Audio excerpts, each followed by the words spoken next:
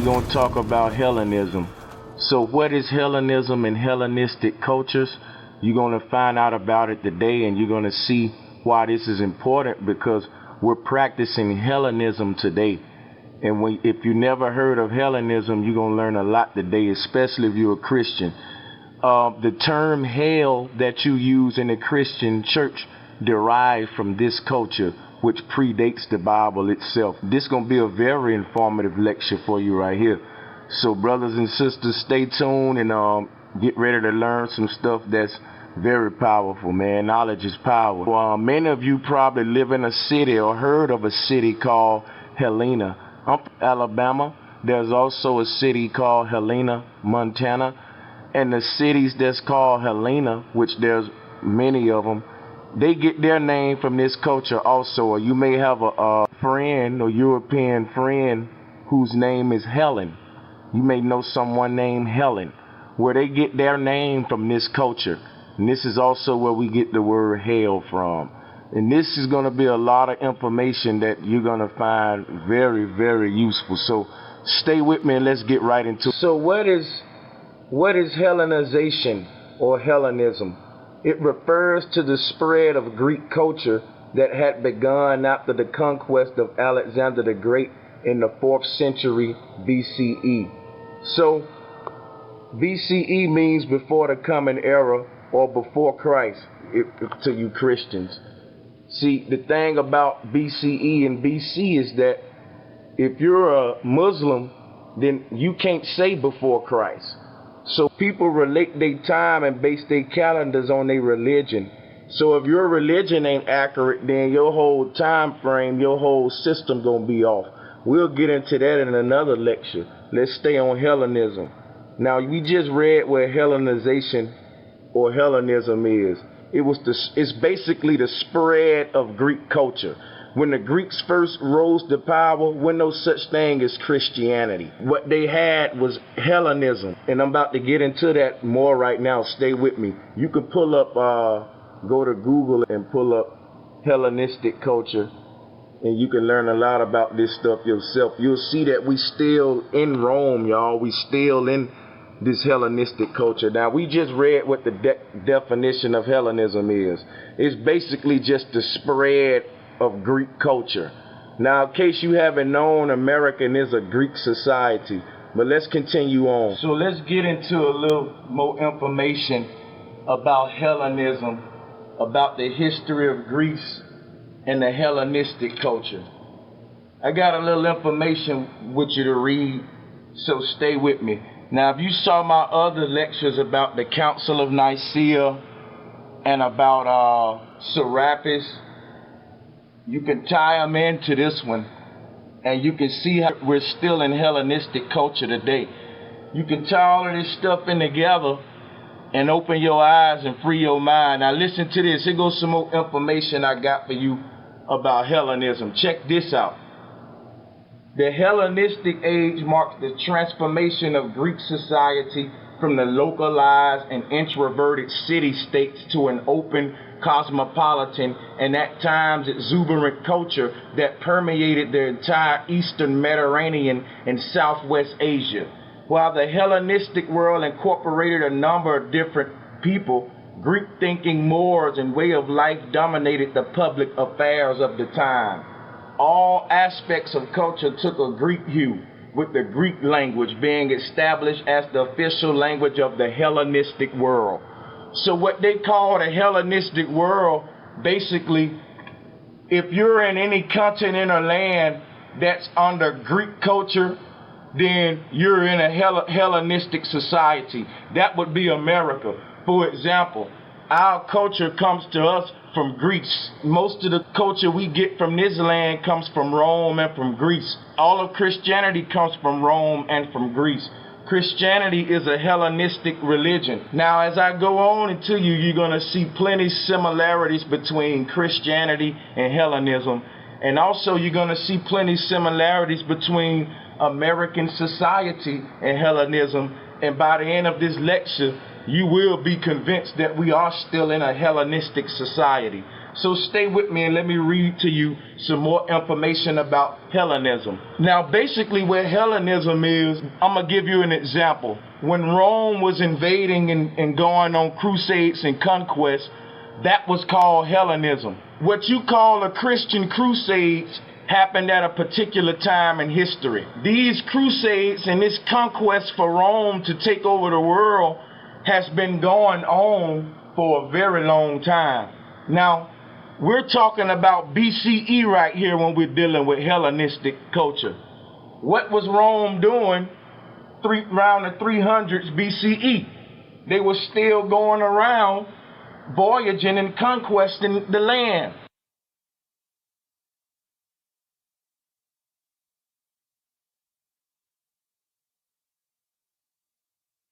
Now, all of this was before Christianity, y'all. This was during the Hellenism period. Christianity gets its whole ideology and philosophy from Hellenism. And by the end of this lecture, I'm going to prove to you that if you're a Christian, you really practicing Hellenism. Now, stay with me. Let's read some more information about Hellenistic culture that we living in today, because we all conquered under Rome. Now, check this out. Basically, y'all, Rome was warring with itself and with small little states, you know, amongst itself. But then Rome started uniting and going to take over the world. See, at first, Rome was more in a city-state type phase, where it was localized and introverted.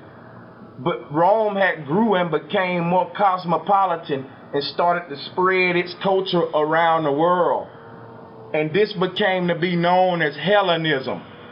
And we still under it today. And I'm going to show you how all this tie in with Serapis and even Christianity and American society.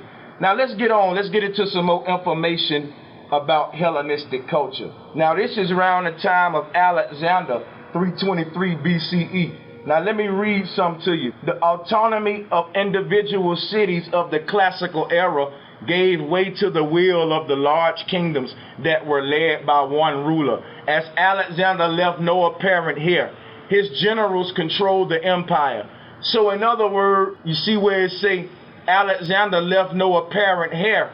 So it was confusion. It was like how the gangs are today, like when Tukey Williams died or whatever, how the gangs became like into different sects. So Rome was becoming more organized. Now let's read on. They fought common enemies and against each other as they attempted to establish their power. So Rome was warring within itself as it was still going out conquering the world. Let's keep reading. And eventually 3 major kingdoms emerged through the strife that followed the death of Alexander. So after this man died, it's talking about Alexander, strife and confusion followed because he left no heir. It was a bunch of different Roman sects that was trying to establish themselves and also conquer the world. So it was a dark time on the planet, y'all, and they call this the Hellenist period. And you can research all of this yourself. Let's keep reading. It say 3 major kingdoms emerged through the strife that followed the death of Alexander in 323 BCE and persisted for the most part over the next 300 years, which will be for today and all the way up into today also. Now I'm going to read some more for you. It say, Egypt and parts of the Middle East came under the rule of Ptolemy. Seleucus controlled Syria and the remnants of the Persian Empire, while Macedonia, Thrace, and parts of northern Asia Minor came under the hegemony of Antigonus and his son Demetrius. It says several smaller kingdoms were established at various times in Hellenistic Greece. Notably, the Attalid kingdom was formed around Pergamum in eastern Asia Minor, and the independent kingdom of Bactria was created after Diodos led a rebellion of Greeks there against Seleucid rule. Most of the classical Greek cities south of Thessaly and on the southern shores of the Black Sea remain independent. I know this is a little lengthy, y'all, but let's read a little bit more. This is some very important information. It say, several Greek cities became dominant in the Hellenistic era. City-states of the classical Greece like Athens, Corinth, Thebes, Miletus, and Syracuse continued to flourish. So it was an ancient city back in Hellenistic Greece called Syracuse, and they also got a Syracuse in New York. So y'all see that we still in Hellenistic culture over here in America, and I'm gonna show you some more. So Rome was thriving in sort of separated states. Rome was in a state-type state, for lack of better words. It wasn't this one unified Rome that y'all came to learn about in history just yet. During this time, Rome was in a very separated state-type phase. But let's read on. It say, none were more influential than Alexandria of Egypt, however. Alexandria was founded by Alexander the Great himself in 331 BCE and very quickly became the center of commerce and culture of the Hellenistic world under the Ptolemies. Now, if you go back and look at my lecture about the Council of Nicaea, you will see about the Ptolemies, and you will see how they tied in their culture with this Hellenistic ideology. This is what this is telling you. See, y'all, why does Greek culture tie in so deeply with Egyptian culture? Why is that pyramid on your dollar? That's what I'm trying to teach y'all here today. It's not hard to see. Rome never died, y'all. Rome just hid itself, and it went into government. Like, for all of y'all that don't know, you in Rome right now. The United States is Rome. Christianity was founded under the Vatican. It's all the Roman Church, y'all. It's all Rome that we in today. We in a Hellenistic society. I don't know if you can read the screen, but don't worry about it. I'm going to read it to you anyway. All you got to do is go on Google and put in Hellenistic period, and this will come up for you on Wikipedia. Let me read it to you right quick. This is just a little bit more information about Hellenism.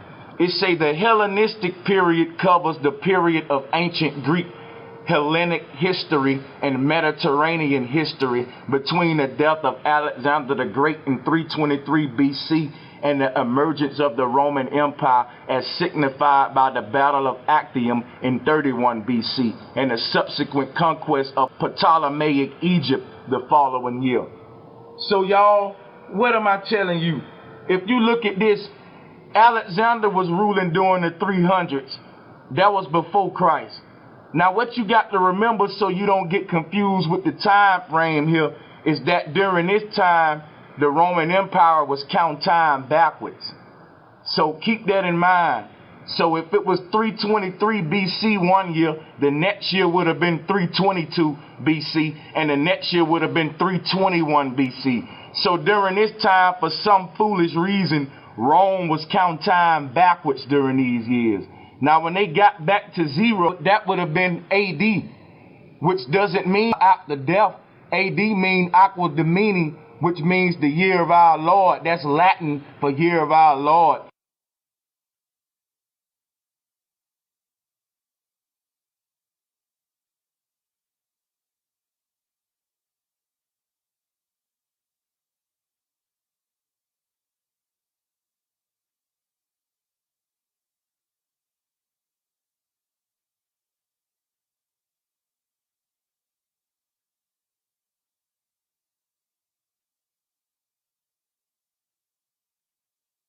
So for all Christians that think AD mean after death, the Latin meaning means in the year of our Lord, meaning Jesus would have supposedly been living during the AD period. Why is that important? Because Rome was counting time backwards during this time with Alexander. And when they got down to zero, they started counting it up again, and that's when you entered the AD period with the Ptolemies that I've described to you in the Council of Nicaea video. So the Ptolemies came along with Jesus. But I'm going to show you some of the gods that the Hellenistic people had, and you will see they the same gods that the Christians got today, and that the people who was conquered back by the Ptolemies in Egypt had, and even before Christianity. But Rome is really a state of mind. It's really a world power, y'all. When you think about Rome, we in Rome right now over here in America. Most of the world has a Roman mentality. So this thing is powerful, y'all, and it's got the world's spirituality in chaos.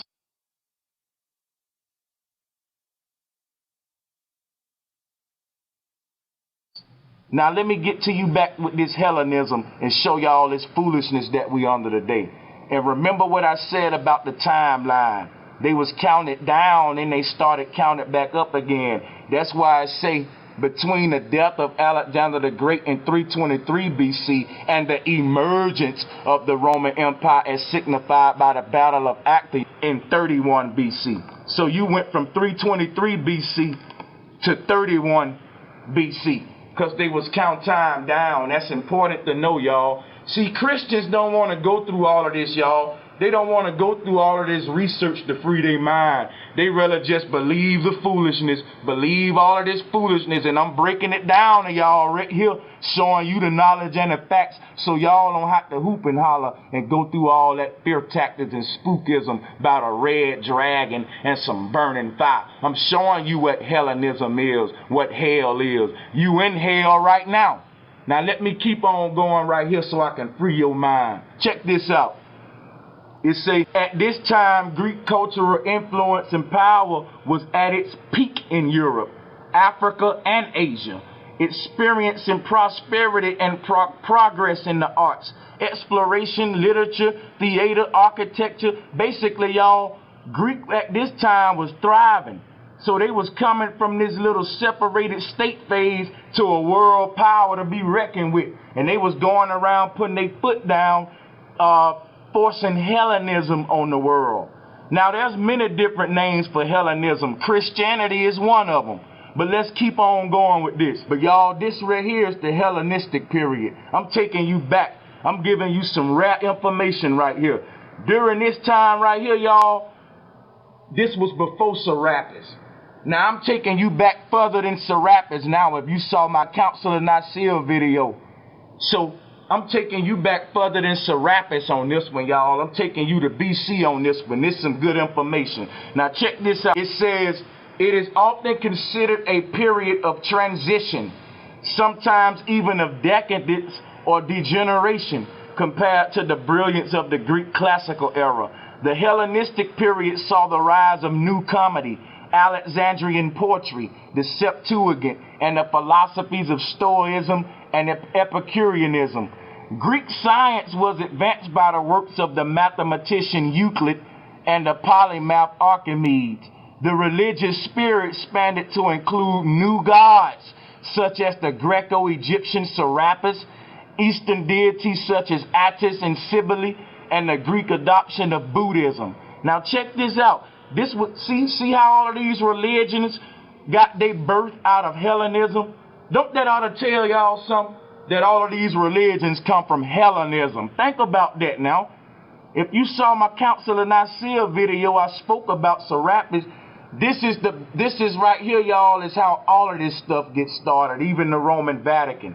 This is BC. We're talking about during the time and death of Alexander's reign.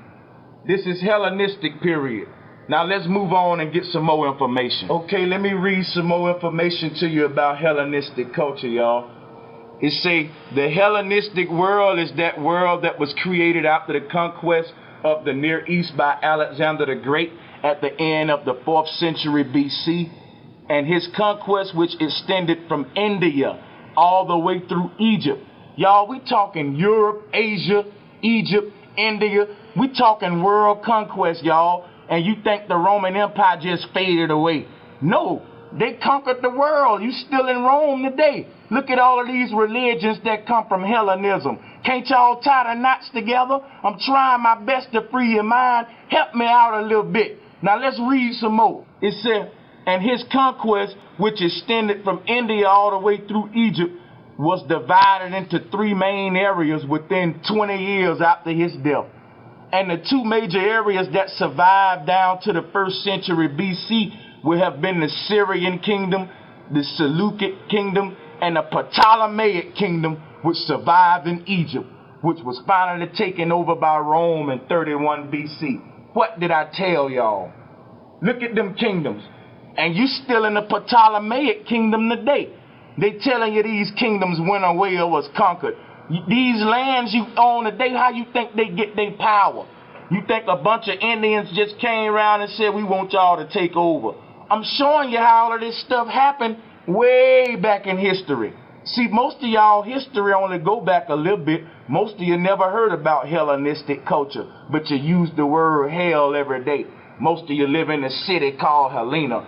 Your name probably Helen, but you don't even know this information. Stay with me, let me free your mind. It say, what was the language and culture of the Hellenistic world? The language and culture of the Hellenistic world was Greek. And there were several Greek languages. You're speaking one of them today, and French is another one. Why do you think the Africans over there speak French? Why, I just told you AD is Latin for the year of our Lord, and the words at the bottom of the cross in the Bible was what? Latin. I'm trying to tie all of this stuff together and show y'all the truth now. You got to put the puzzle pieces back together yourself. Now read this. It say, that became the lingua franca of all these subject peoples. That's what I'm telling y'all. When Greek spread its culture throughout the world, it variated just like any other culture would. And you had various forms of Greek culture, from France to Europe to Italy to Rome to, it's so many forms of it. But one of the first forms that started all of these forms, including Christianity, come from Hellenistic culture. And you can read it right there at the top, up under the word Hellenistic culture. Let me read it to you right here. If you read right here, guess what that say? It say the influence of Greek language, philosophy, and culture on Jews and early Christians. So all of y'all get y'all history from Hellenism. Let me keep going with you so I can free your minds, y'all. So let's look at some different forms of how the Hellenism culture impacts society. And when I tell you that we still practicing Hellenism today, what you just learned is that Hellenism is basically the defeat of any people under Greco-Roman Empire. That includes most of the world, especially you Christians. I mean, y'all banging for that Vatican, baby. Even though y'all don't want to claim that, it's a part of y'all history. You can't untie them. So you're practicing Hellenism.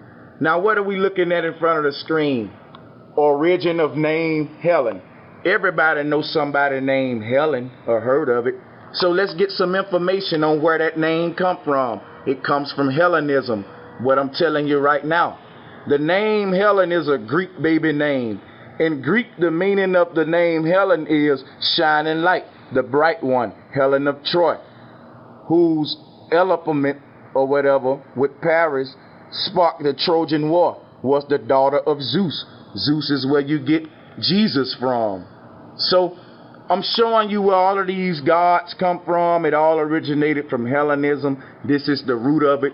You can go and see the Council of Nicaea video that I made and see how I'm telling you how Jesus come from Zeus. And you can tie all of these knots together with your own research.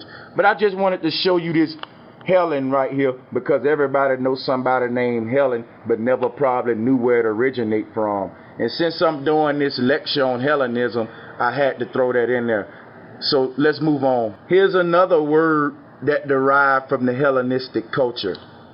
We all know the word hell itself is also another word that derived from this culture. Christians still use it, and also Christians still use all of the ancient Hellenistic gods. They just call them Jesus today and Buddha, like we just read in the previous part of the video.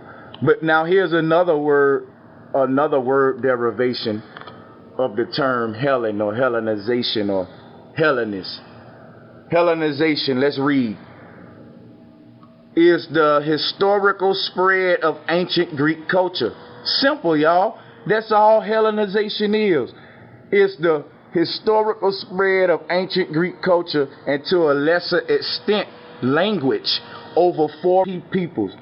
Look at what they say about Hellenization. And y'all telling me we ain't been Hellenized? Everybody that's looking at this screen right now, I'm telling you out of my mouth, you cannot deny what I'm about to say. You have been Hellenized. Especially if you're a Christian, you practice Hellenization heavily. Now read what this say. Everybody know Rome conquered the world. Why we foolish thinking Rome just fell out of magic, out of mystery? Rome just went away after all that power. You still in Rome and it's still ruling under the Vatican. Now check this word out. Hellenization is the historical spread of ancient Greek culture and to a lesser extent language over foreign peoples conquered by Greece or brought into its sphere or influence. Anything that touches Greece basically becomes Hellenized. And y'all know we the most Hellenized culture on the planet over here in America.